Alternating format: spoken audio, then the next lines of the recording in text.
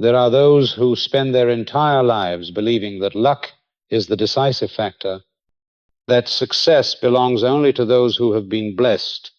Yet the truth, as you will discover on this journey, is that luck does not exist as some blind force. It is merely a name people attach to what they do not yet understand. Reality is governed by an exact law, and your consciousness is the instrument through which that law is set in motion. From the story of a poor veteran to the spiritual experiments of AJ, from the science of the brain to the wisdom of the Gita, you will see that life does not wait on chance, but waits for you to rise as the observer, the creator. This is not merely a lesson, it is a call to turn your entire life into a work of art where abundance and peace become as natural as your very breath. Introduction. The illusion of luck. People often use the word luck to explain what they cannot understand. They see someone achieve remarkable success and call it luck. They see another overcome a devastating crisis and rise again. And they say fortune has smiled. Yet these same people, when they fail, sigh that the time has not come or that heaven has not allowed it. All such thoughts spring from a collective illusion, a subtle hypnosis that makes us forget the creative power already dwelling within the mind. Reality is not governed by chance, but by law. If a grain of rice planted in the soil must sprout and bear fruit, so too will every thought planted in consciousness shape itself into events in the outer world. Yet instead of observing causes, people worship coincidence and use it as a refuge for their helplessness. In that era, generations have chosen mediocrity, surrendering their destiny to circumstances. Look again at the way we excuse our lives. When someone receives a great opportunity, we say they were lucky. When we miss a chance, we comfort ourselves that our time has not come. But these seemingly harmless words are shackles. For when you assign results to luck, you silently strip yourself of mastery, handing the key of your life over to so-called fate. The truth is that not a single outcome occurs without its corresponding cause. That cause may lie in unconscious choices, in repeated mental habits, or in emotions deeply ingrained into patterns. When you believe an event is random, you forfeit the chance to look within and change the seed you have sown. More dangerous still, the idea of luck breeds passivity. People sit and wait for opportunities instead of creating them. They pray for fortune instead of training their faculties. They substitute games of chance for discipline, turning their lives into a gamble, and then complain when they lose. But truth never sides with the lazy or those who flee responsibility. The universe does not toss coins. It reflects faithfully the state of your consciousness. If within you are fear, doubt, and inferiority, reality will arrange matching circumstances to confirm them. If within you are faith, gratitude, and courage, doors will open in harmony with that vibration. We often admire those we call lucky. The entrepreneur who escaped death in an accident and later built a great career. The artist suddenly discovered and made into a star. The poor man who seemed to receive a chance that changed his life. Yet when you look deeper, behind what is called luck lies a long preparation in silence. That entrepreneur had the vision and will to turn a shock into strength.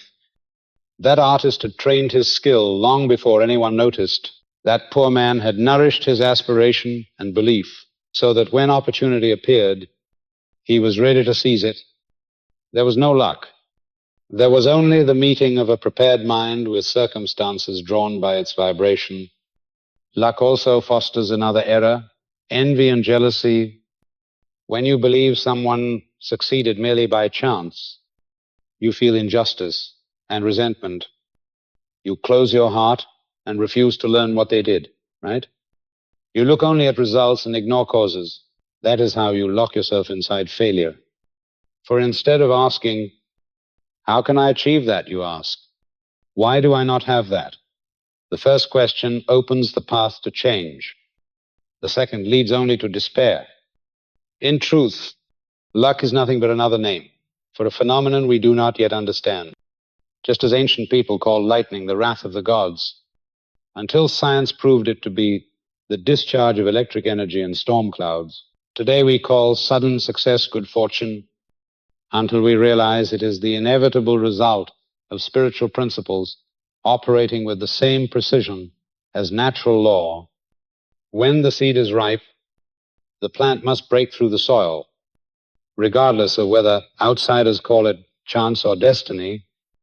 What must change is not our wish for luck, but our belief.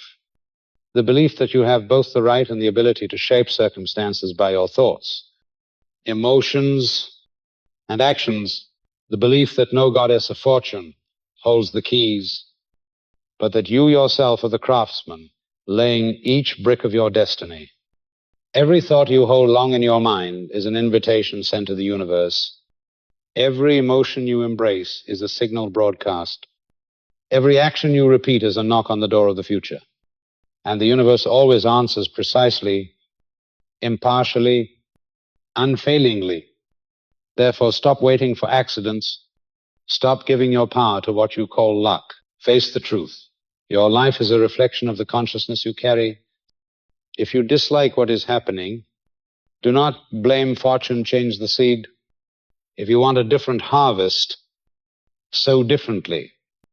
Then you will no longer use the word luck, but name it for what it is: the law of fairness, the law of reflection, the law of sowing and reaping. And when you grasp this, you will step out from the crowd, still asleep in illusion, and begin a new journey where each day is no longer a gamble of chance, but a work of art you deliberately create. Limiting beliefs and the psychology of blame. In life, you have probably heard or even spoken yourself words like these: I am not successful because I was not lucky. I failed because fate was not on my side. Or perhaps it simply was not my time. Harmless as they may seem, such words are the root of a spiritual disease. Limiting belief, each time we repeat them, we hand our power over to something invisible called luck, while at the same time stripping ourselves of the creative force already within. The danger is that limiting beliefs do not appear as an obvious enemy. They arrive like a whisper, pouring into our ears reasons to accept, to compromise, to stay where we are. And so we bury ourselves in an invisible loop, both complaining and resigning. Blaming fate is the most comfortable habit, for when we assign everything to chance, we free ourselves from responsibility. If failure is caused by bad luck, then there is nothing to fix, nothing to change, nothing to answer for. Yet this false comfort is the very chain that keeps us bound to mediocrity. When we no longer believe we can change, we stop striving, we stop reaching, and little by little we live a life only sufficient to survive. The world is full of people who have condemned themselves in this way without even realizing the sentence was signed by their own hand. There is one truth you must remember: no event in life is absolutely random. Every circumstance you meet, whether joy or suffering, is the result of seeds planted in consciousness. That seed might be a thought repeated again and again, an emotion you have carried too long, or a belief you never questioned. When you believe you are unworthy, reality will arrange every proof to show you are right. When you believe you are unlucky, the universe will bring situations to confirm that belief. The circle closes in on itself, feeding itself until you stop and dare to look at the root. Ask yourself, how many times have you hidden your fear beneath the cloak of fate? How many times have you refused to take a step because you believed the moment was not yet right? How many times have you seen another succeed and concluded they had something you lacked luck? But have you ever paused to ask whether it was your own limiting beliefs that closed the door? This is not a superficial question. It is the key to reviewing the entire way you live. And right now, I ask you directly as you listen to these words. Have you ever used the word luck to cover your fear of failure? If so, admit it with courage, for that is the first step in breaking the cycle. I thank you for being honest with yourself and for listening this far, because your presence here is proof that you are ready for change. What is striking is how skillfully the human mind invents scripts to shift blame. If we cannot lay it on chance, we lay it on circumstances, on other people, on the past. Blame brings us temporary relief, but at the same time robs us of the chance to grow. For when we blame, we place the cause outside ourselves, and once the cause lies beyond our reach, so does the power to change the result. Yet the truth is different.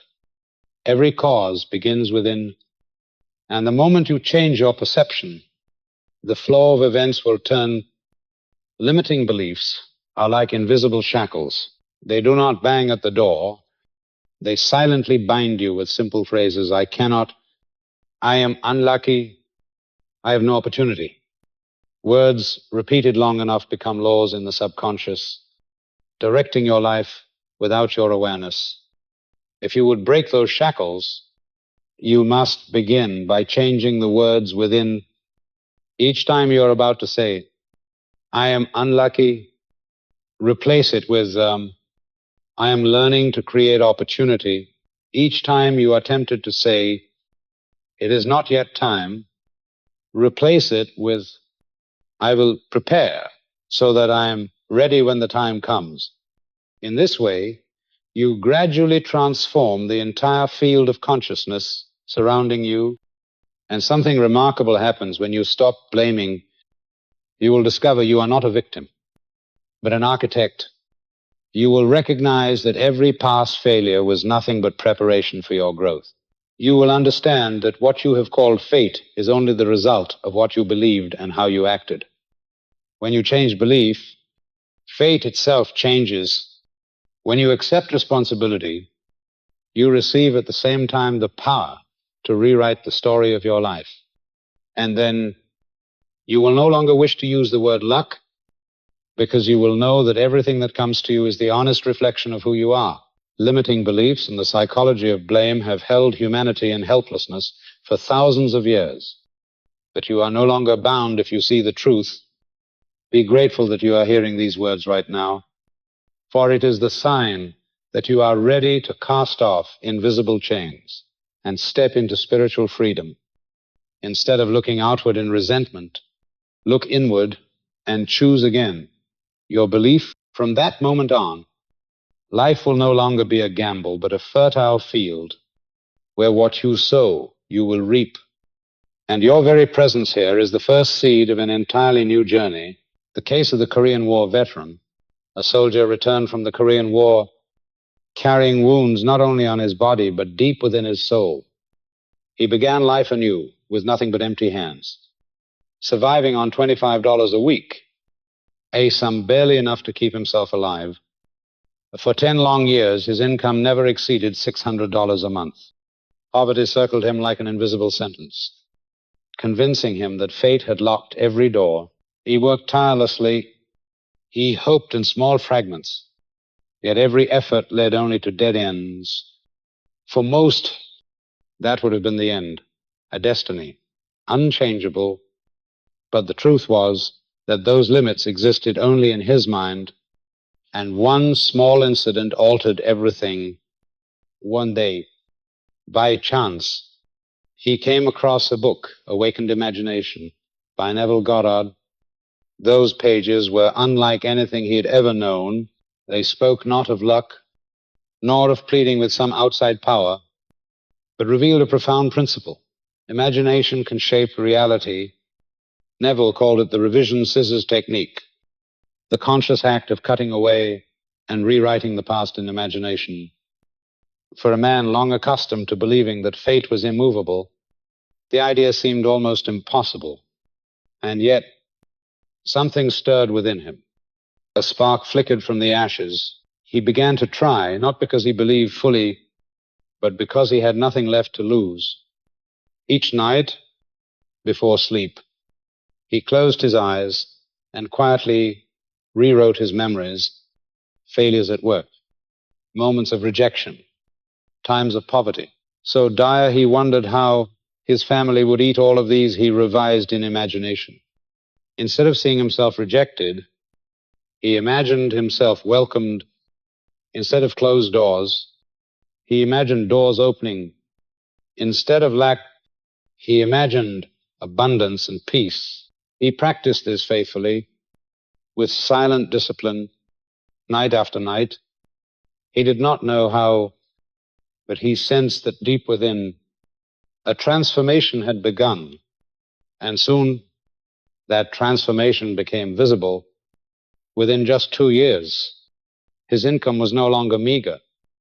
It rose so dramatically that it equaled the salary of the President of the United States. At that time, a figure no one could have believed possible. Outsiders said he must have struck luck, that heaven favored him, that fortune had smiled, but he knew better. There was no luck here. It was only the natural result of a just law. When we revise the memories in consciousness, we release bound energy and open the way to a new reality. He had not merely changed how he thought about the past, he had created a new starting point for the future. This story carries weight because it proves that even a life seemingly written in stone can be redirected. When the mind changes direction, a poor veteran, without degree, without opportunity, seemingly trapped forever in scarcity, stepped into abundance through a principle as invisible yet as precise as any natural law. Reality was not dictated by outer conditions, but by the inner image continuously nourished, and when that image grew strong enough, the world could do nothing but reflect it. What makes this story extraordinary is not only the financial outcome, but the way it was achieved. He did not fight. He did not chase after opportunity. He did not beg for anyone's pity. He simply changed the way he saw himself in imagination, and that imagination became the mold for the outer world. People usually believe the past is immutable, that what has happened cannot be undone, but Neville revealed that the past is not closed events. It is vibration still alive in consciousness, continuing to shape the present by rewriting the past in imagination. We alter the energy of the present and the future. It is a reconstruction project carried out within the very space of the mind. That veteran not only escaped poverty, he stepped into a new life. The limits he once thought unbreakable dissolved like shadows before the light.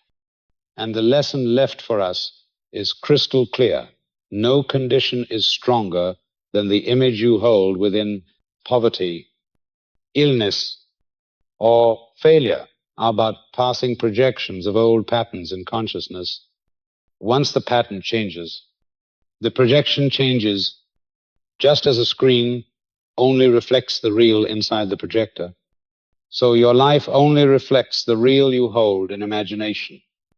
If you dislike what you see outside, change the real within. The veteran's story stands as living proof that anyone can recreate life from the root. No privileges are required, no rare opportunities, no elusive luck. Only a firm decision and a steady discipline of the spirit are needed to rewrite the whole of existence. For imagination, when rightly applied, is not idle fantasy, but the mightiest creative tool God has placed in human hands. And whoever learns to wield it will never again ask about luck, but will live in the certainty of the law of sowing and reaping. The principle of reflection, where everything is fair, exact, and unerring. The revision technique, recreating the past through imagination, there is a principle few suspect. The past is not as unchangeable as we have been taught. We assume past events are like eternal stones, immovable and fixed. But the truth is, the past exists only as an energy field, an imprint in consciousness And that very imprint continues to shape the present. Thus, when you change the way you remember an event, you change its influence on today and on the future. Neville Goddard called this the technique of revision, or the spiritual scissors cutting away old fragments of memory and replacing them with new images shaped exactly as you desire. This practice is not idle fantasy, but a discipline of the spirit requiring focus, patience, and consistency. Picture again your day, perhaps an unpleasant situation, a word that wounded you, a failure that left you discouraged. Instead of leaving it untouched and falling asleep with a heavy heart, close your eyes, breathe deeply, and replay the entire scene this time, revising it. If someone spoke harshly, imagine them smiling warmly. If you failed in a task, see yourself completing it and receiving praise. If you missed an opportunity, envision yourself holding it firmly in your hands. In doing so, you are reseeding consciousness, and the new seed will sprout, shaping the way you live tomorrow. Modern science confirms that the brain does not distinguish between actual memory and vividly imagined memory. When you recreate a memory with full emotion and sensory detail, the brain records it as real experience. Old neural pathways are replaced, freeing you from the grip of negative memories. You are not denying what happened, but you are refusing to let it continue ruling your present. This is the act of mastery, the courage to rewrite your personal history within the realm of the power God placed in your hands. Think of a recent memory that unsettled you. Are you willing to recreate it tonight before you sleep? Will you dare to see how life responds tomorrow when you change the inner script? I invite you to declare it now. Leave in the comments the words, "I am ready to change," or simply type the number 1. So I know you are present with me, that you are not listening idly, but ready to apply this truth. I thank you for being here, because your presence and response are proof. You have already walked halfway out of the prison of old beliefs. The miracle of revision is that it not only softens painful memories, but opens new possibilities. One who has failed repeatedly at work can rewrite those failures as successful experiences, gaining confidence for the next attempt. One who has been rejected in love can imagine that moment as an affirmation, freeing the heart from old wounds. When we change the emotion tied to memory, the entire energy of our lives changes. We are no longer held captive by wounds. We become new beings, lighter, more creative, free. Understand that revision is not escape from truth, but redirection of energy. The past cannot be altered in the records of the world outside, but it can be transformed in consciousness, the very place that determines all outer reflection. You cannot erase what has happened, but you can refuse to let it continue writing the rest of your life. A negative event may appear as a stone blocking your path, but when you revise it, that stone becomes a step lifting you higher. The story of the veteran stands as powerful testimony. He spent years in poverty because old memories of failure and limitation repeated endlessly in his mind.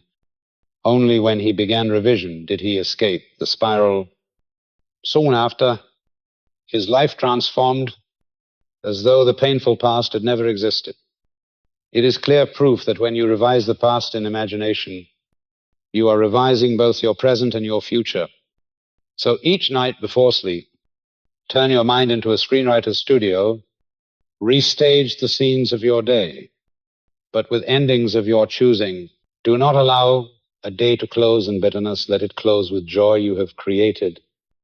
In time, you will rewrite the very film of your life, and you will come to see that you need not wait for luck, nor fear fate, for you have become the author of your own history, beginning in the imagination of your mind. The story of AJ, the controlled experiment. If the veteran's story illustrates the power of revision in rewriting memory, Then AJ's case reveals another dimension. The controlled experiment, AJ was not a philosopher, nor a celebrated researcher. He was an ordinary man who simply wanted to test whether imagination truly had the power to produce results in the material world. He chose an arena most people regard as pure chance, where probability seems impossible to bend. Horse betting. For 3 consecutive weeks, AJ practiced a special ritual, a disciplined mental rehearsal.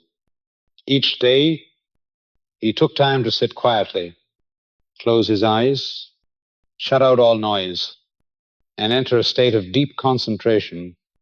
In that state, he did not vaguely dream of winning, nor fantasize about numbers or outcomes. Instead, he built a scene so vivid, so detailed, that his nervous system could not distinguish it from real memory. He saw himself standing at the betting counter, felt the roughness of the wooden surface beneath his hand, heard the clamorous voices of the crowd, smelled the blend of tobacco smoke, coffee, and fresh banknotes. In his hands, the betting slips carried weight and texture, and when he slipped them into his jacket pocket, he could feel the fabric brushing against his skin. Every sense was drawn into the scene. What set AJ apart was patience. He did not change the scene daily, nor scatter his energy across dozens of vague hopes. He held one image and repeated it with absolute fidelity. He understood that power lay not in the quantity of imaginations, but in the steadfastness and authenticity of a single vision, rehearsed consistently, like an actor rehearsing a role. He practiced until body and emotion merged with the performance, until the role became himself. When he emerged from his sessions, his body still trembled as though the victory had already taken place. After 3 weeks, reality could no longer resist the vibration AJ had generated. He won a sum exactly as rehearsed, $4,000, not so large as to arouse suspicion of trickery, but precise enough to prove a principle was at work. It was like the first sprout breaking through soil, signaling the vast garden of potential beneath. What is striking is that AJ never treated this as gambling. For him, it was an experiment. He approached it as a scientist approaches the laboratory. Design the script, repeat the process, observe the result. And the result revealed that imagination, applied with method, is a subtle technology, what Neville called vibrational engineering. It was no longer vague philosophy, nor mere psychological comfort, but a system that could be tested, repeated, and scaled. AJ's story does more than illustrate imagination's power. It exposes the difference between dreaming and conscious creation. Dreams are blurry, fleeting images without consistency or emotion. Conscious creation demands clarity, full sensory involvement, and disciplined repetition. AJ proved that anyone can turn dreams into reality if they transform them into a precise inner script and live in that script as if it were real. Even deeper was the state of mind AJ reached. After initial days of doubt, by the end of 3 weeks, he no longer hoped to win. He knew he had won. He was not waiting for results. He was simply reliving a memory. That belief was not forced. It arose naturally because his body had experienced the inner truth so many times. And once the inner truth was certain, the outer world had only one option: to reflect it. Through this controlled experiment, AJ shattered the old notion that success and failure are games of chance. He proved that luck is not a blind force, but another name for a spiritual law. When you consciously apply that law, luck is no longer needed. You know precisely what will unfold because you have already sown it in mind. Once you understand this, you no longer see the world through the eyes of a victim, but through the eyes of a creator. AJ's story reminds us that in our hands lies a tool far greater than any material resource. disciplined imagination. It is not idle fantasy, but the foundation of every invention, every creation, every transformed life. The veteran used it to rewrite the past. AJ used it to write the future in advance. Both proved that spiritual law makes no distinction between rich or poor, past or present. It requires only one thing: someone willing to try and willing to believe, and then what the world calls luck will be exposed for what it truly is, an excuse used by those who have never discovered the real power of the mind. The law of reversibility, one of the most important principles Neville Goddard emphasized, and the very law AJ's story makes undeniable, is the law of reversibility. This law declares that if outer circumstances can create inner feelings, then inner feelings can likewise create outer circumstances. It is the key that turns humanity's entire understanding of cause and effect upside down. Normally, we believe that once we have money, then we will feel secure. Once we have succeeded, then we will feel confident. Once we are loved, then we will feel happy. But the truth is, when you genuinely feel secure, confident, or joyful within, the outer world must respond with corresponding conditions. AJ walked precisely this path. For 3 weeks, he did not wait for results in order to feel victory. He felt victory first. He trembled, his heart raced, his breath shifted, his body reacted as if the winning ticket was already in his hand. And then, like a law of nature, reality was compelled to reflect the very feeling he had sown within. This was not accident, not idle fantasy, but the principle of reflection. Whatever you radiate from within, life must return in kind. The miracle of the law of reversibility is that it does not demand you to change the entire world.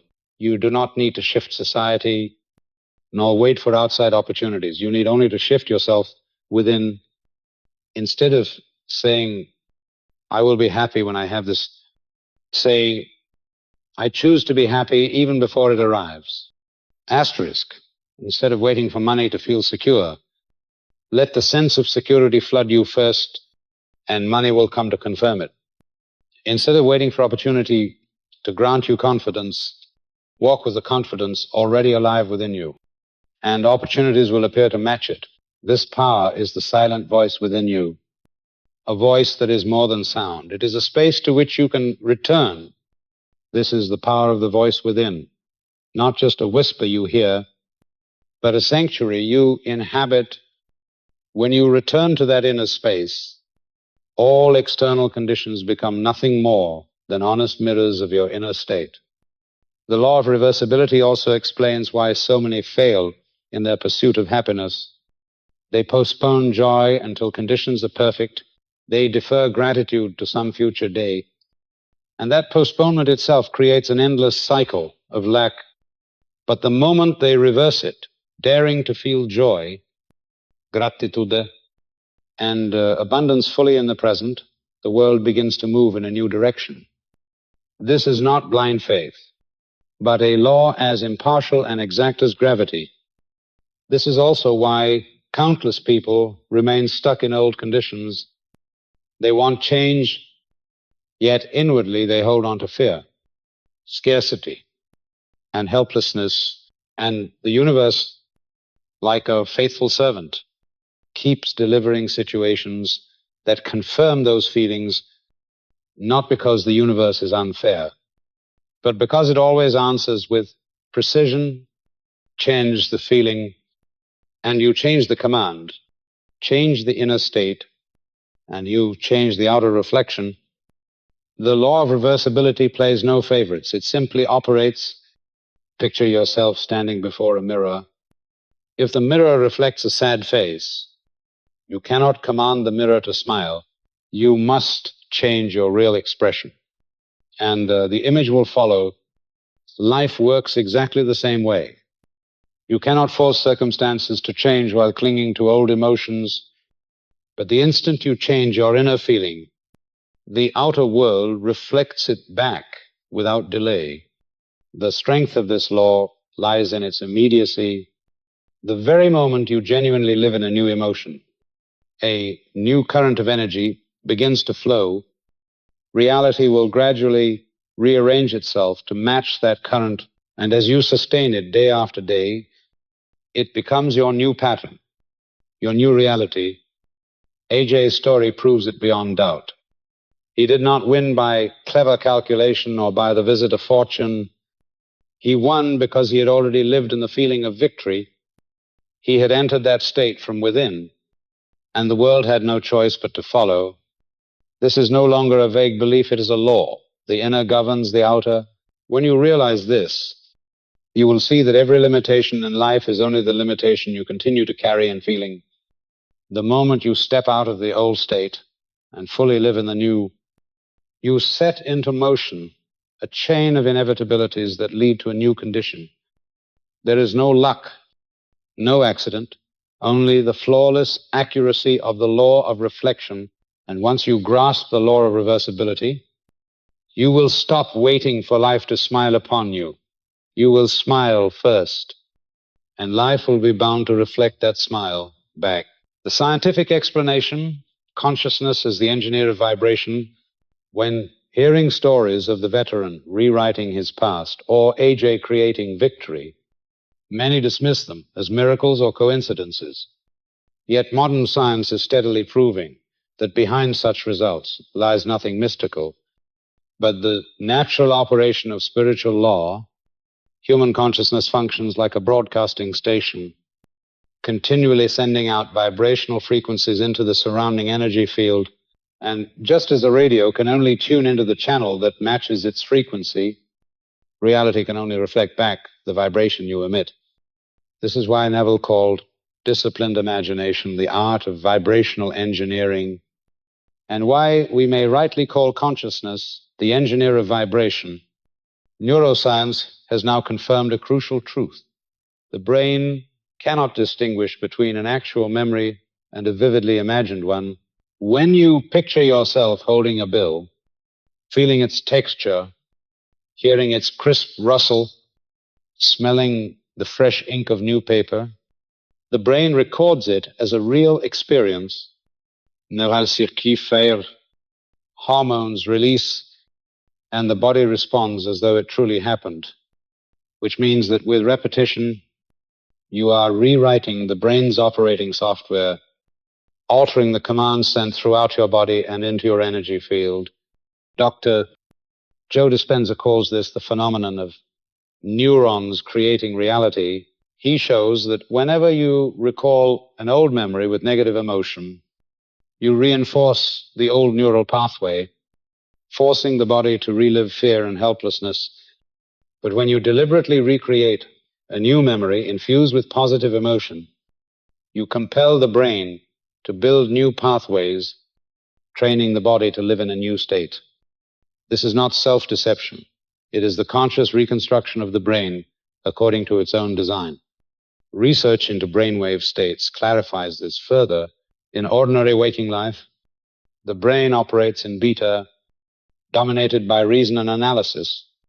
But to install new beliefs, one must enter alpha and theta, where the border between conscious and subconscious thins.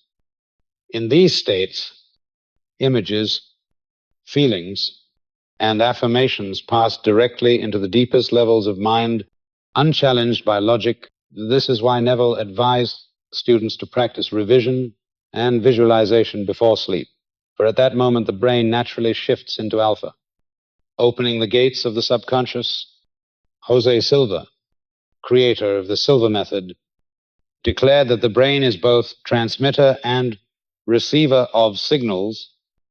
When you move into alpha and theta, you broadcast a clear frequency, no longer jammed by doubt or worry. And when the broadcast is pure, it will inevitably locate its match in the energy field of the universe. In other words, the outer world is simply the enlarged replica of the frequency you send within. This explains AJ's success. He did not indulge in hazy fantasies, but built a scene so vivid that his body responded as if it were real. That biological response was evidence that he had sent out a precise frequency, and the universe, faithful and exact, only had to reflect it back. This was not luck, but a chain of cause and effect set in motion by vibration. If consciousness is the engineer of vibration, then each of us is daily designing our lives through the signals we emit. The tragedy is that most do not know what they are broadcasting. They drown in worry, fear, envy, and then wonder why life continually brings situations to confirm those very states. They fail to see they are the architects, unconscious architects of their own conditions. Once we grasp this principle, we stop letting thoughts and feelings drift unchecked. We become true engineers, deliberately choosing frequencies, planting images, rehearsing inner scripts until they crystallize into reality. The greatness of this truth is that no external power is required. You do not need status, wealth, or fortune. You need only the awareness to pause and ask, what frequency am I sending? If it is fear, replace it with faith. If it is lack, replace it with gratitude. If it is failure, replace it with the image of success. Repeat it until the body accepts it as real. Then you will cease waiting for the world to change. For the world must change to reflect you. Consciousness is the engineer of vibration. It designs your life each day through what you think, feel, and believe. And when you waken to this truth, when you learn to operate this tool deliberately, you will see that there is no luck, no chance, only vibrations sent and vibrations returned. From this moment on, you may begin to rewrite the entire script of your life, not through vague prayer, but through the exact application of a law as sure and unyielding as gravity. Brain research in the alpha-theta states the human brain is more complex than any structure humanity has ever built. In every moment, it not only processes information but also emits rhythmic electromagnetic waves. Like an invisible symphony, scientists call these brainwaves, measured in hertz. The fascinating truth is that each frequency corresponds to a different state of consciousness, and those states determine our ability to absorb, to learn, and to create reality. When you understand this, you see why certain moments of the day become golden gateways straight into the subconscious. In daily life, most of us operate in beta waves, ranging from 13 to 30 hertz. This is the state of alertness, analysis, worry, and reaction. It is useful when driving, solving tasks, or calculating quickly. But if you want to reset belief, heal memory, or plant new seeds into the subconscious, beta is your greatest obstacle. In beta, reason dominates, the analytical filter questions everything, doubts everything, and blocks new ideas from entering the deeper mind. By contrast, when the brain slows to 812 hertz, you enter alpha. This is a relaxed state, calm, yet still aware. In alpha, the door between conscious and subconscious opens. The images you form, the words you whisper, the feelings you cultivate slip easily into the subconscious without resistance from logic. This is why Neville Goddard urged his students to visualize right before sleep. That twilight moment is the golden time to sow new seeds. Deeper still is theta, 4-7 Hertz. This is the state of creative dreaming, the borderland between conscious and unconscious. In theta, you do not merely plant seeds, you can reshape the entire inner field. The body is fully relaxed, the mind quiet, and imagination becomes a free pen rewriting reality. Studies on meditation, hypnosis, and artistic creativity show that breakthroughs often occur in theta. It is as if the door to the inner world swings wide and you may step in to reset your entire operating pattern. J. Silva, founder of the Silva method, emphasized that alpha and theta are not rare states. They occur naturally every day, especially at 2 times, just before sleep and just after waking. That is why the last words you whisper at night, the images you carry into slumber, and the first thoughts upon waking hold such power to shape your life. In those moments, the brain is like soft clay, ready to receive any seed. If you sow fear, doubt, or negative memory, it imprints deeply. But if you sow gratitude, faith, and images of success, you redirect the flow of your destiny. Modern research using fMRI and EEG has confirmed that in alpha and theta, brain regions normally separate in beta begin to synchronize. The prefrontal cortex, the seat of decision, the limbic system, the seat of memory and emotion, they harmonize together. This produces neuroplasticity, the rewiring of the brain. In simple terms, you can reprogram yourself. You can weaken old pathways and build new ones. If you know how to seize the moments when the brain's door is open, the story of AJ becomes even clearer in this light. For days he constructed a vivid inner scene, and by entering deep stillness, he slipped into alpha and theta. At that level, the images he built did not remain mere thoughts. They etched themselves into the subconscious as living memories, carrying the power of reality. Once the subconscious accepted them, reality had no choice but to reflect them. The lesson is simple yet profound. If you want to change your life, pay attention to the moments before sleep.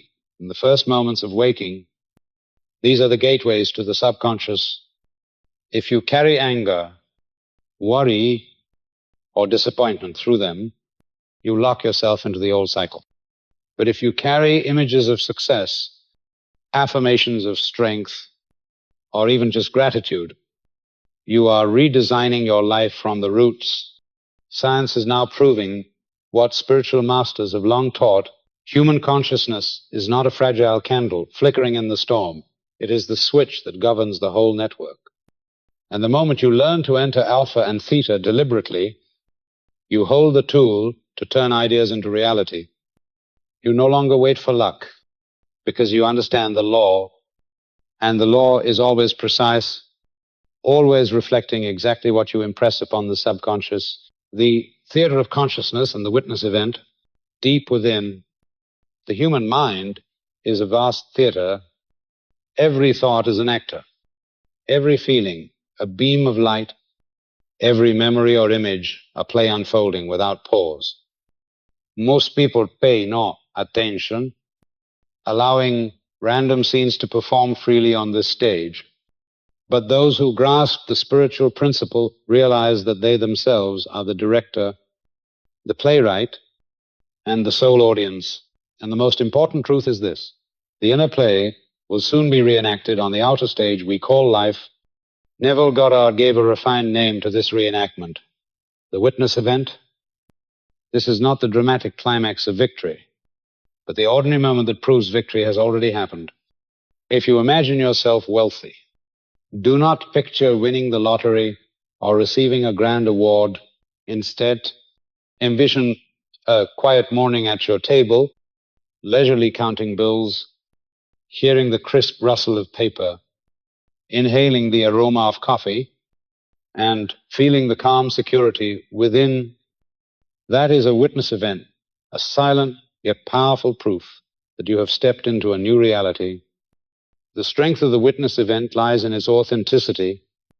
It does not paint a scene so extraordinary that the mind resists, but captures an ordinary moment that would be impossible unless the dream were fulfilled.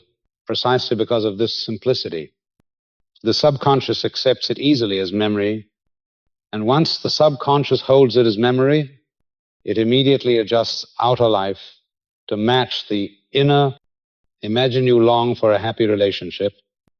Instead of a dramatic proposal scene, envision something small.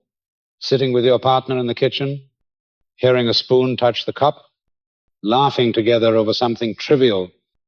That is a witness event, small evidence strong enough to alter your inner conviction. Or if you desire career success, do not imagine receiving a trophy. Picture yourself signing a new contract, hearing the pen scratch across the page, feeling its weight in your hand, breathing a sigh of relief as you finish. Such details persuade the mind this is not fantasy, but memory relived. Remember this, in the theater of consciousness, you cannot remain a detached observer. If you see yourself as if watching a film, you preserve distance from your desire. The secret is embodiment, seeing through your own eyes, feeling with your own skin, hearing with your own ears. You do not see yourself counting money, you are the one counting dollars. You do not see yourself laughing, you are the one exhaling joy. Only then does the subconscious store the imagined memory as real. Neuroscience affirms that the brain records experiences only when linked to sensory detail and genuine emotion. This is why a witness event must engage all five senses. You must not only see, but also hear, touch, smell, even taste.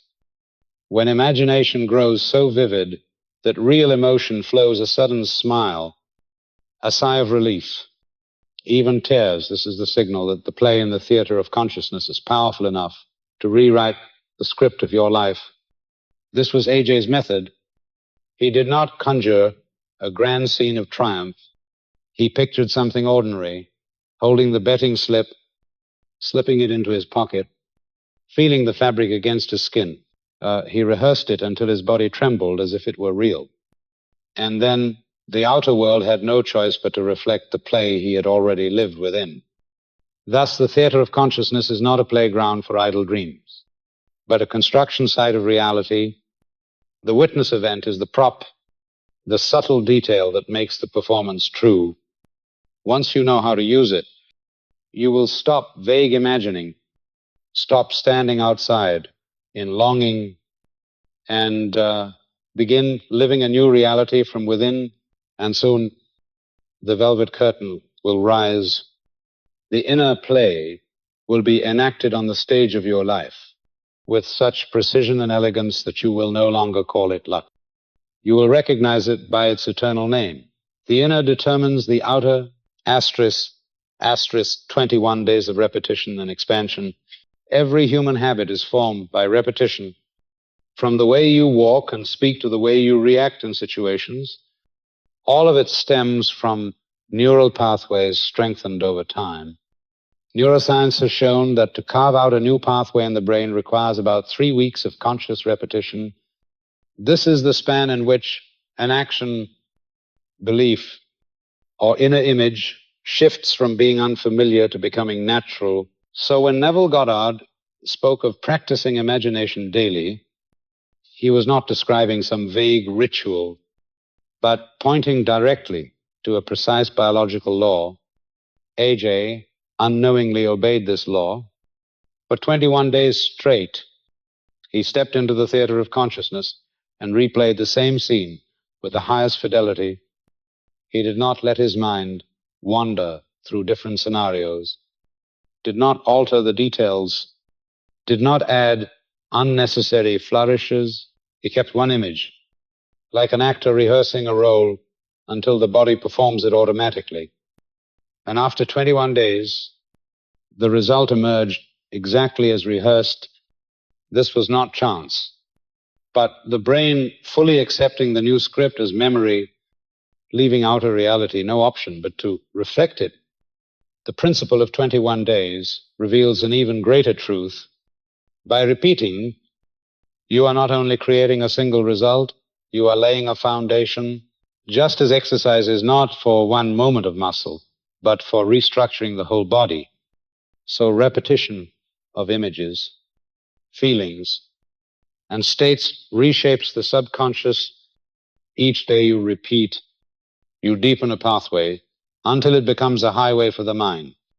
Once this highway is formed, thoughts, actions, and circumstances naturally flow in the new direction, opening a chain of expanding results. The strength of repetition is not merely discipline, it is expansion. AJ began with a modest win, but that victory gave him confidence, which became the foundation for greater success once the brain was programmed to regard winning as natural. It did not stop at the first outcome. It expanded, seeking further opportunities, creating new circumstances, causing abundance to multiply. This is the compounding effect often mistaken as luck. But in truth, it is the fruit of a new neural pathway grown into habit. It must be understood. 21 days is only the beginning, like a seed sprouting. 3 weeks is the time it takes to break ground, but to become a tree, it must be nurtured. Stop too soon, and the seedling dies. Continue, and it grows roots, stretches branches, and bears fruit many times over. Once repetition crosses the threshold, it becomes a way of life. You no longer strive. The subconscious accepts it as natural.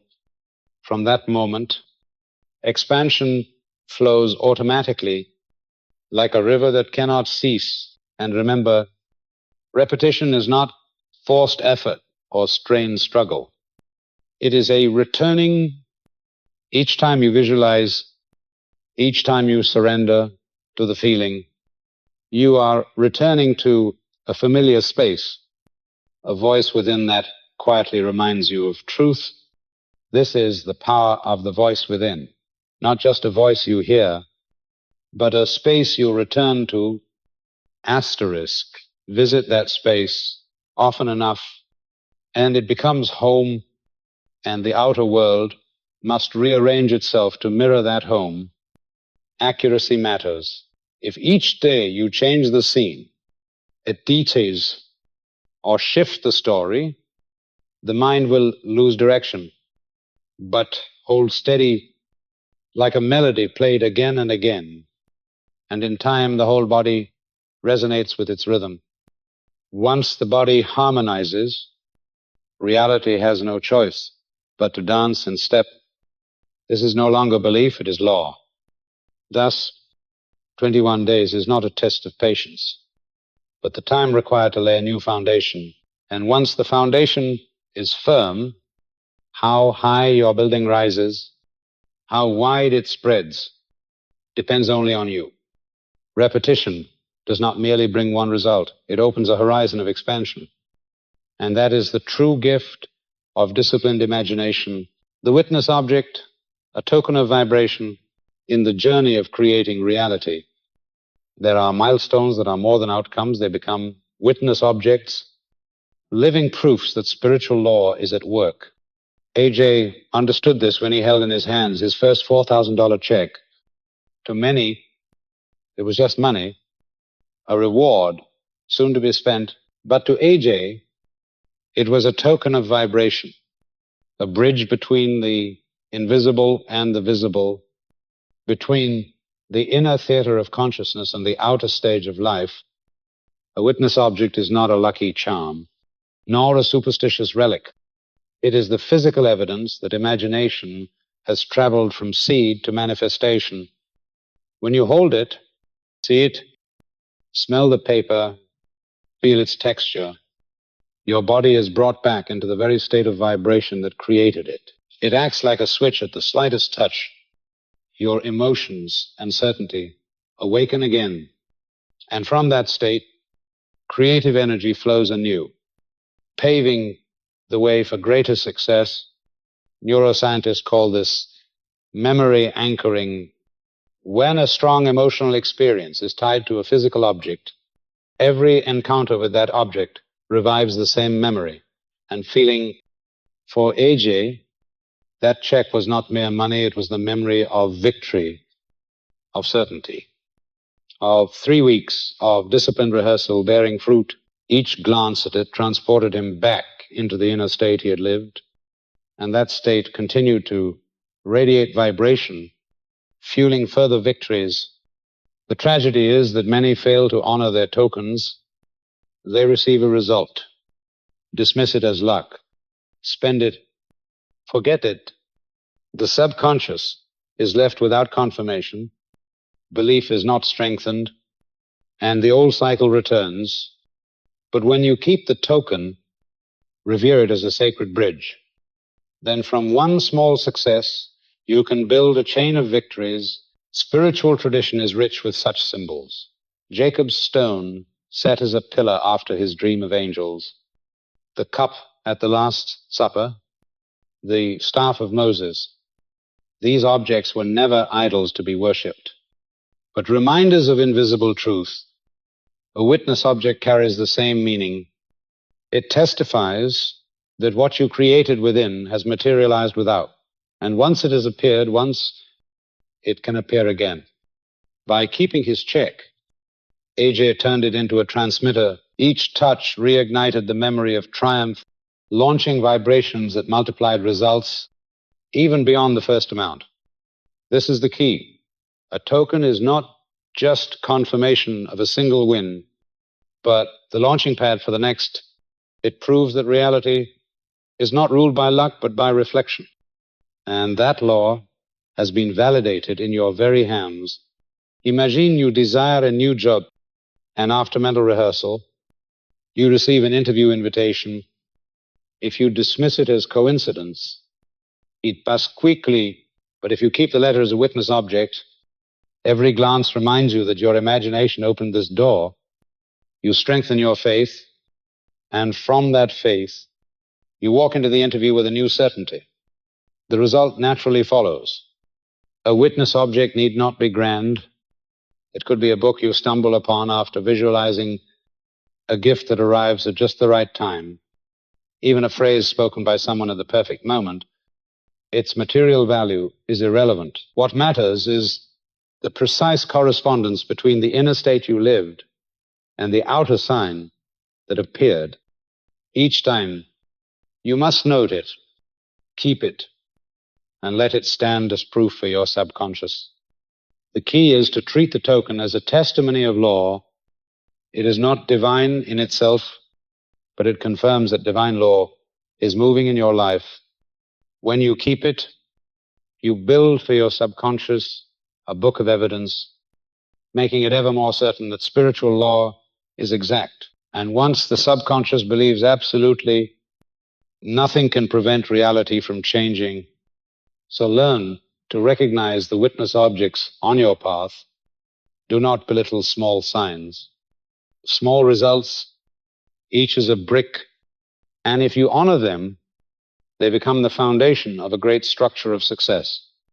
A witness object is not for boasting, but for reminding you that you have created once, and from that memory, you create again. In the moment you look upon the token, you are not merely seeing it, you are returning to the inner state that produced it. You return to certainty, to faith, to safety, and that return broadcasts vibration anew. Reality has no choice but to reflect more of the same. That is why the witness object is among the most powerful tools for strengthening belief and expanding your creative journey. Stewardship of abundance and inner order. Abundance is not merely the sum in your account or the possessions you hold.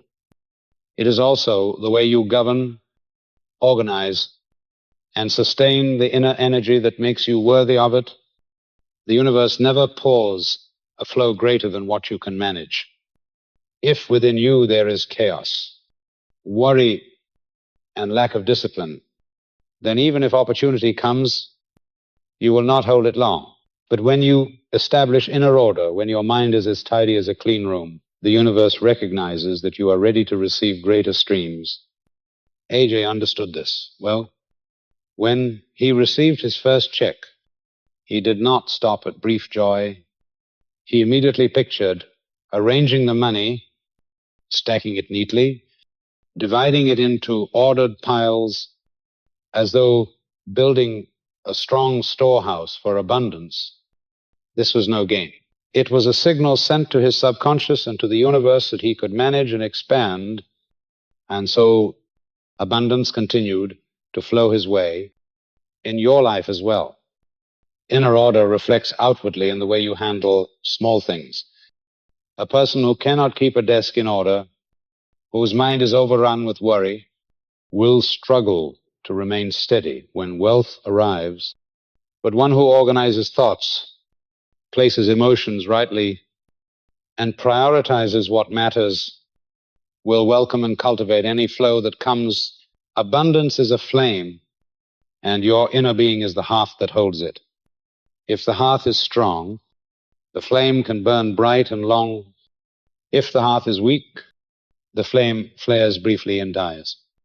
That is why many lottery winners lose everything within a few years, while those who cultivate inner order see wealth grow steadily. It is not injustice, it is law. Where there is order, there is capacity for expansion. Ask yourself, are you truly stewarding the abundance you already have? Not only money, but time, energy, and relationships. Do you keep them in order, or do you allow them to scatter and slip away? This question matters more than how much wealth you hope to receive. The universe adds only when you prove faithful with what you already hold. I invite you now, as you listen, to pause and consider which area of your life is disordered. Is it finance, time, or emotion? And if you find it, tell yourself you will begin to restore order today. For only when your inner house is set in order will the outer world become a reflection of that same harmony. Thank you for being here, listening, and opening yourself to these truths. Your very presence in this moment proves that you are serious about your journey, and that seriousness is the first brick in building inner order. Abundance never comes to those who only hoard, who fear loss, who clutch insecurity. It comes to those who open, who give, who arrange and nurture. When you learn to steward abundance with gratitude and wisdom, you are telling the universe, I am ready for more. Asterisk, and the universe, like a generous master of treasures, never withholds from one who knows how to manage what is entrusted. So begin with a small ape di room, a notebook to track spending, a quiet mind not ruled by emotional storms. These simple acts are the foundation of great miracles. And when the miracles come, you will not be surprised, for within you, you will already have built the order to receive them. Non-attached action, the philosophy of the Gita. In the Gita, there is a principle that has shaped the minds of sages for thousands of years. You have the right to action, but not to the fruits of action. Asterisk, at first glance, it seems to contradict human nature, which is always hungry for reward, but seen more deeply, it is the philosophy that liberates the spirit to live in true freedom and abundance. When people act with attachment, every thought and deed is bound by anxiety about success or failure. They plant a seed, but immediately dig it up to see if it has sprouted. They pray while secretly doubting and fearing. This attachment generates a vibration of restlessness, and restlessness can only produce unstable results. By contrast, when one acts because it is the right thing to do, the natural expression of the soul, without clinging to outcome, the vibration is calm and whole, and it is that very vibration that paves the way for achievement. AJ's story embodies this. He was not waiting for a miracle. He practiced not for a specific amount of money, but because it was his commitment to himself. He replayed the scene day after day, not hoping that each attempt would instantly produce cash, but understanding that repetition itself was the process of inner recreation. Once the inner state was secured, money followed naturally. This is the spirit of the Gita. Non-attached action The same applies in every field. One who exercises should not train merely for weight or measurements, but as an act of respect for the body. One who studies should not study only for grades, but out of hunger for knowledge. One who prays should not pray merely to receive, but as a sacred communion with the Source. When action is free from grasping, it becomes pure. And in that purity lies results far greater than anything forced. The Gita does not deny results. It simply teaches that results need not be your concern, for they are already secured by the law of cause and effect. Plant the seed, and the tree will grow. Your only duty is to sow rightly and care for the soil. The harvest is inevitable. This truth frees us from the heavy burden of fearing failure or craving success too desperately. Modern neuroscience echoes this principle. When someone obsesses over outcomes, the sympathetic nervous system is triggered. Tension rises, stress hormones flood the body, and the subconscious cannot open to new impressions. But when one relaxes, fully present in the act itself, the parasympathetic system takes over, the body comes into balance. And in that state, the subconscious is most receptive to creating new reality on a larger scale. Non-attached action is action in faith. If you trust the law to be exact, if you know that every seed bears fruit, you no longer strain for results. You act like a patient artist, knowing each brushstroke today will shape tomorrow's masterpiece. You work with devotion, yet release all clinging. And in releasing, you generate a pure vibration that allows results to appear naturally. This philosophy is not reserved only for seekers of spiritual paths. It belongs to anyone facing life, in work, in love, in creativity. When you release attachment to outcome, you become a clear channel for life to flow through. And in letting go, you receive more than you ever tried to grasp. Non-attached action does not mean indifference. On the contrary, it demands full presence. You give your best, pour your focus and your faith, and then let the law handle the rest. It is the path both gentle and certain. The path of those who know abundance comes not from control, but from harmony. So when the Gita says you have the right to action but not to results, it is not restriction but liberation. It reminds you that results are already guaranteed by law. Your only task is to act rightly, sow rightly, live rightly.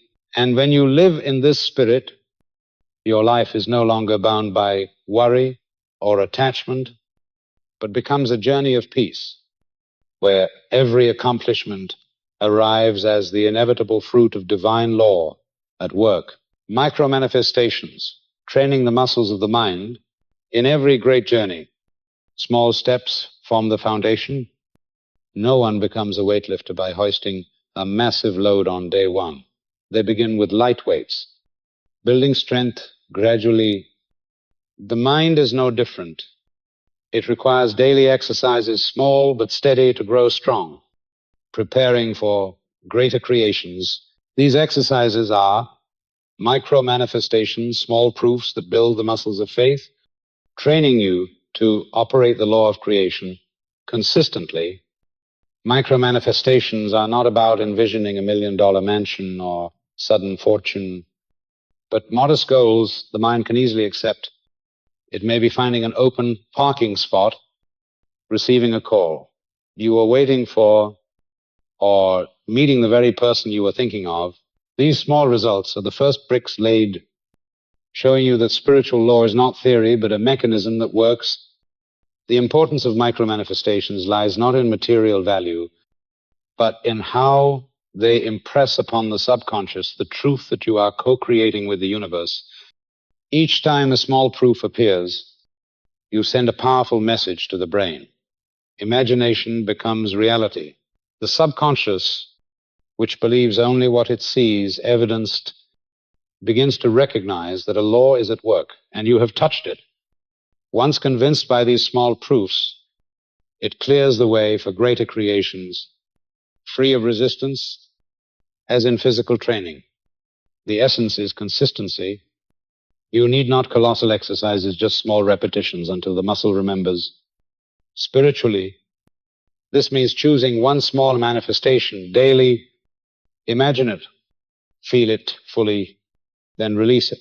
When it appears, acknowledge it, value it, and record it as another brick on the foundation. Day by day, the muscles of your spirit grow stronger. And when the time comes to carry a great dream, you will have the strength to lift it. The beauty of micro-manifestations is that they free you from the fear of failure by aiming at small goals and seeing them fulfilled.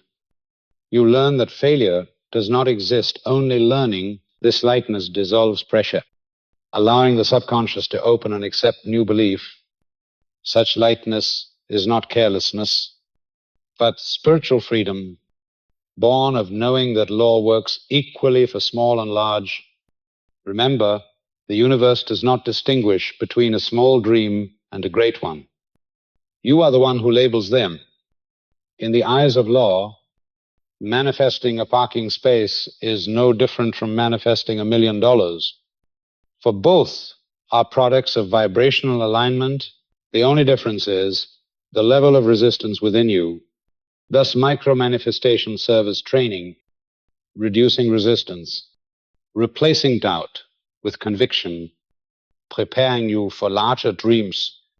Practice long enough, and each small manifestation becomes a reminder that the power has always been within. You begin to hear that voice more clearly, a voice not loud, not demanding, but gentle and steady. This is the power of the voice within, not just a voice you hear, but a space you return to, asterisk, every time a micro-manifestation occurs. You are brought back to that inner space, the space of certainty, where you know you are co-creator with the universe. Practicing micro-manifestations also builds a record, as though writing a testimony of law's operation in your life. Each entry is a piece of a puzzle, and when assembled, the picture grows larger and clearer. You no longer ask if this is real. You have witnessed it dozens, even hundreds of times. From this witnessing, faith becomes the unshakable ground of great dreams.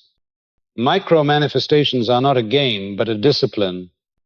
They turn the abstract into the tangible, theory into experience, doubt into faith. And when you have trained enough, you realize that law has been waiting for you to operate it, just as muscle is always ready to grow when exercised. Then you step into greater journeys, not with fear, but with certainty that you are strong enough to lift the weight of your own dream. The observing mind and quantum mechanics.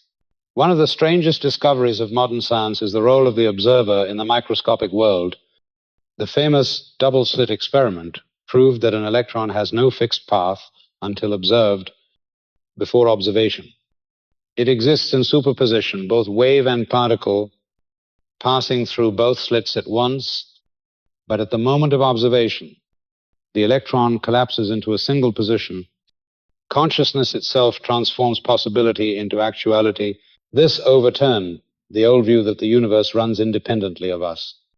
Science has been forced to admit consciousness is not a spectator, but part of the creative equation. If this is true at the level of electrons, it is no less true in daily life. Each time you focus on imagination, you are observing one possibility among infinite probabilities. That act of observation causes it to solidify into reality. This is not mysticism, but the principle of quantum mechanics. The world is not a book already written, but a sea of probabilities. Your consciousness is the pen that decides which page will be inscribed.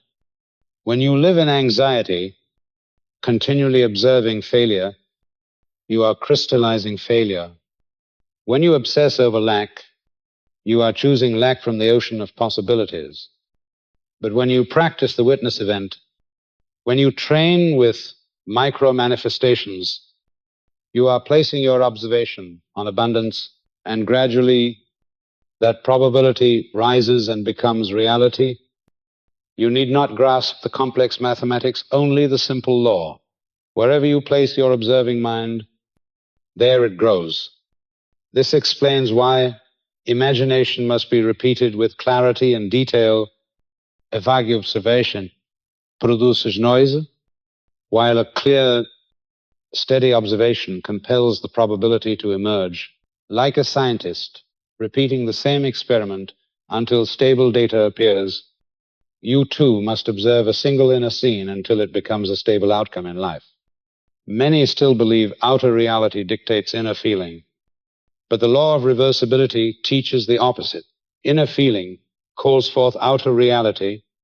Quantum mechanics simply confirms, in scientific language, the observing mind decides which wave becomes particle. The question is no longer whether this is true, it is, what are you choosing to observe? Who you are is not defined by circumstance, but by the image you persistently focus upon within the sea of probability. The mystics of old knew this truth. When they said, man is made in the image of God, they implied that man too creates with consciousness. Science today echoes it in new terms. You are the quantum observer.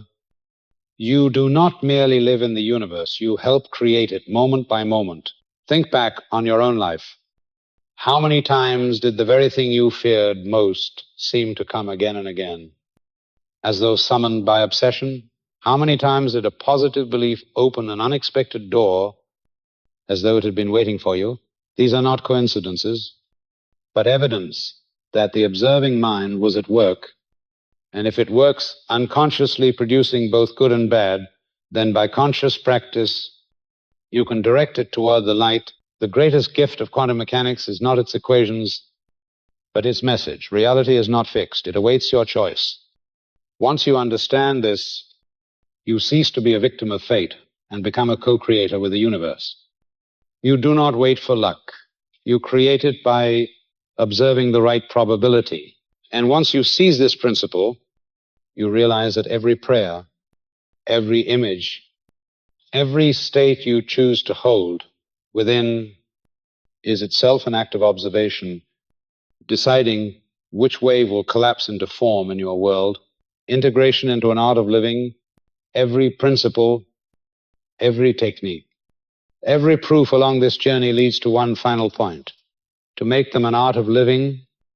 If they remain as theory or a few scattered exercises, they will not have the strength to create a new life. But when they are woven into every breath, every decision, every morning and every night, they become as natural as the heartbeat. The art of living is the ability to turn creative consciousness into a way of life, not as an external practice, but as part of your essence. Imagine each evening, instead of letting the chaos of the day linger in your mind, you sit down and use the scissors of revision to reshape the experience. You replace anger with reconciliation, failure with success, fear with faith. Each morning, instead of rushing into the whirl of tasks, you take a few moments to breathe, read a reminder, and imagine the day ending in fulfillment. In this way, you erase old seeds and sow new ones, and gradually the garden of your consciousness becomes rich, ordered, and fragrant. The art of living is not merely technique, but attitude. It is the non-attached action of the Gita, doing wholeheartedly while releasing the outcome. It is valuing micro-manifestations, treating them as small bricks for a great edifice. It is recognizing witness objects, keeping them not as trinkets, but as proof of law's precision. Above all, it is knowing you are no longer a victim of chance, but an artist painting the canvas of your life. When you live in this art, everything becomes lighter. Instead of forcing outcomes, you savor each moment of creation. Instead of worrying about the future, you rest in knowing you have sown rightly. Instead of being haunted by the past, use the power of revision to turn it into a foundation for the present. Life ceases to be a chain of reactions and becomes a flow of intention. You no longer chase, you lead. The marvel is that once this art is integrated, you no longer need to recall each principle separately, for they have merged into one, just as a musician, once skilled, does not think of each note or chord, but plays as naturally as breathing. So you will live in creative consciousness as effortlessly as drinking water or walking. You will no longer ask if it works. Your very life will be the proof. In this art of living, each success is no longer the final goal, but a step in an endless symphony. You do not stop at one check, one opportunity, one miracle, but see them as rhythms of expansion, and this continual expansion brings you into the unbroken stream of creation. You become the gardener of consciousness, tending daily and watching harvest, follow harvest without end. The art of living is also inseparable from service. When you reach true abundance, you see that wealth is not for hoarding, but for circulation, for uplifting, for sowing into others, like the sun shining, not because it needs light, or the river flowing, not because it needs water. So you give, and in such living, your wealth does not diminish, but grows, for you have entered the eternal principle of the universe. To give is to receive. From this perspective, each day's actions are no longer fragments, but part of a sacred cycle. Evening is for revision, morning for sowing, the day for nurturing, and life itself, the blossoming garden. Manifestation is no longer a strained technique, but an art you enjoy, and in that enjoyment, everything arrives naturally, wholly, abundantly. This art of living is the final distillation of the journey, from the illusion of luck to the truth of spiritual law, from small practices to great creations, from passive observer to active creator. When you live this art, you become living proof that reality is not a sentence, but a canvas awaiting your brush. And with every stroke, you discover that freedom, abundance, and peace were within you from the beginning, awaiting only your choice to live them. When you have walked through all 16 parts, one truth stands unmistakably clear. All luck is illusion. All limitation is nothing more than the product of old beliefs. Within you has always been a power waiting, the power to observe, to revise, to solve, and to turn possibility into reality. You do not need to wait for a special day. In this very moment, you can choose to integrate it all into an art of living. Let each evening be the time of revision, each morning the moment of sowing, and each day the walk of a conscious creator. From that choice onward, your life will cease to be the gamble of fate and will become living proof of the indestructible power of the Spirit.